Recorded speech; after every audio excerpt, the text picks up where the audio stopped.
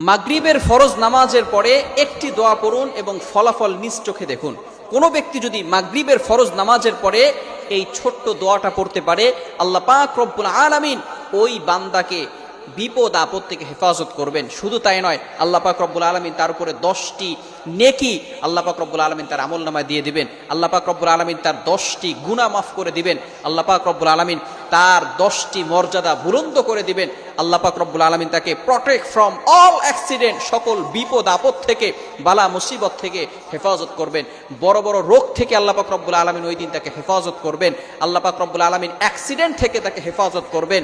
আপনাকে যদি ঘরের ভিতরে আগুন লেগে যায়, আগুন লাগা থেকে আল্লাহ পাক রব্বুল আলামিন আপনাকে হেফাজত করবেন, যদি খালি আপনি একটি আমল করতে পারেন। শুধু তাই নয়, আল্লাহ রাসূল সাল্লাল্লাহু আলাইহি ওয়াসাল্লাম বলে দিয়েছেন, সারা রাত ধরে ওই বান্দার জন্য ফেরেশতারা আল্লাহ তাআলার কাছে দোয়া করতে থাকবে।